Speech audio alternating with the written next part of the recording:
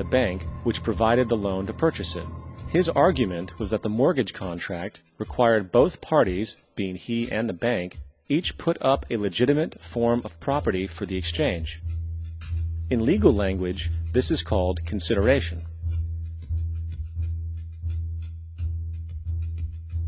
Mr. Daly explained that the money was, in fact, not the property of the bank, for it was created out of nothing as soon as the loan agreement was signed. Remember what modern money mechanics stated about loans? What they do when they make loans is to accept promissory notes in exchange for credits. Reserves are unchanged by the loan transactions, but deposit credits constitute new additions to the total deposits of the banking system. In other words, the money doesn't come out of their existing assets. The bank is simply inventing it, putting up nothing of its own, except for a theoretical liability on paper. As the court case progressed, the bank's president, Mr. Morgan, took the stand, and in the judge's personal memorandum, he recalled that the plaintiff, bank's president, admitted that, in combination with the Federal Reserve Bank, did create the money and credit upon its books by bookkeeping entry. The money and credit first came into existence when they created it. Mr. Morgan admitted that no United States law or statute existed which gave him the right to do this. A lawful consideration must exist and be tendered to support the note. The jury found that there was no lawful consideration, and I agree. He also poetically added, "Only God can create something of value out of nothing." And upon this revelation, the court rejected the bank's claim for foreclosure, and Daly kept his home. The implications of this court decision are immense. For every time you borrow money from a bank, whether it is a mortgage loan or a credit card charge, the money given to you is not only counterfeit, it is an illegitimate form of consideration, and hence voids the contract to repay, for the bank never had the money as property to begin with. Unfortunately, such legal realizations are suppressed and ignored, and the game of perpetual wealth transfer and perpetual debt continues. And this brings us to the ultimate question: why? During the American Civil War, President Lincoln bypassed the high-interest loans offered by the European banks and decided to do what the Founding Fathers advocated, which was to create an independent and inherently debt-free currency. It was called the greenback. Shortly after this measure was taken, an internal document circulated between private British and American banking interests stated, "Slavery is but the owning of labor, and carries with it the care of laborers, while the European plan is that capital shall control labor by controlling wages. This can be done by controlling the money. It will not do to allow the greenback, as we cannot control that." The fractional reserve policy perpetrated by the Federal Reserve, which has spread in practice to the great majority of banks in the world, is, in fact, a system of modern slavery. Think about it. Money is created out of debt. And what do people do when they are in debt? They submit to employment to pay it off. But if money can only be created out of loans, how can society ever be debt-free? It can't. And that's the point. And it is the fear of losing assets coupled with the struggle to keep up with the perpetual debt and inflation inherent in the system, compounded by the inescapable scarcity within the money supply itself, created by the interest that can never be repaid, that keeps the wage slave in line, running on the hamster wheel with millions of others, in effect powering an empire that truly benefits only the elite at the top of the pyramid.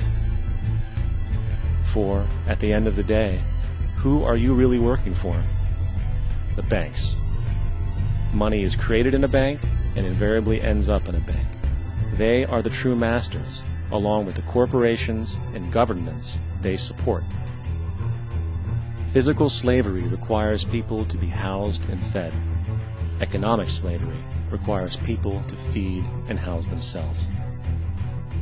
It is one of the most ingenious scams for social manipulation ever created, and at its core, it is an invisible war against the population.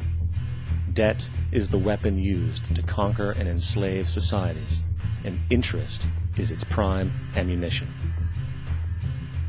And as the majority walks around oblivious to this reality, the banks, in collusion with governments and corporations, continue to perfect and expand their tactics of economic warfare, spawning new bases, such as the World Bank and International Monetary Fund, while also inventing a new type of soldier, the birth of the economic hitman.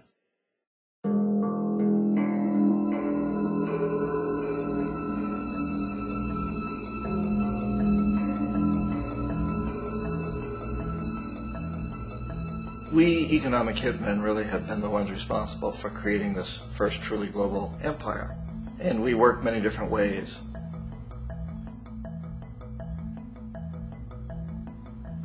But perhaps the most common is that we will identify a country that has resources our corporations covet, like oil, and then arrange a huge loan to that country from the World Bank or one of its sister organizations. But the money never actually goes to the country. Instead, it goes to our big corporations to build infrastructure projects in that country, power plants, industrial parks, ports, things that benefit a few rich people in that country, in addition to our corporations, but really don't help the majority of the people at all. However, those people, the whole country is left holding a huge debt. It's such a big debt they can't repay it, and that's part of the plan, that they can't repay it.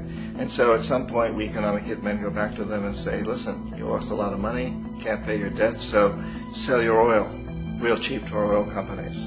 Allow us to build a military base in your country, or send troops in support of ours to someplace in the world like Iraq, or vote with us on the next UN vote, to have their electric utility company privatized and their water and sewage system privatized and sold to U.S. corporations or other multinational corporations. So there was that whole mushrooming thing, and it's so typical of the way the IMF and the World Bank work. That you put a country in debt, and it's such a big debt it can't pay it, and then you offer to refinance that debt and pay even more interest. And you demand this quid pro quo, which you call a conditionality or good governance, which means basically that they've got to sell off their resources, including many of their social services, their utility companies, their school systems sometimes, their penal systems, their insurance systems, to foreign corporations. So it's a double, triple, quadruple whammy. The precedent for economic hitmen really began back in the early 50s when democratically elected Mossadegh, who was elected in Iran. He was considered to be the hope for democracy in the Middle East and around the world. He was Time Magazine's Man of the Year. But one of the things that he'd run on and began to implement was the idea that foreign oil companies needed to pay the Iranian people a lot more for the oil that they were taking out of Iran. The Iranian people should benefit from their own oil. Strange policy. We didn't like that, of course. But we were afraid to do what we normally were doing, which was to send in the military. Instead, we sent in one CIA agent, Kermit Roosevelt, Teddy Roosevelt's relative. And Kermit went in with a few $1 million and was very, very effective and efficient. And in a short amount of time, he managed to get Mossadegh overthrown and brought in the Shah of Iran to replace him, who always was favorable to oil. And it was extremely effective. Mobs overflow Tehran. Army officers shout that Mossadegh has surrendered and his regime as virtual dictator of Iran is ended. Pictures of the Shah are paraded through the streets as sentiment reverses. The Shah is welcomed home. So back here in the United States, in Washington, people looked around and said, wow, that was easy and cheap. So this established a whole new way of manipulating countries, of creating empire. The only problem with Roosevelt was that he was a card-carrying CIA agent, and had he been caught, the ramifications could have been pretty serious.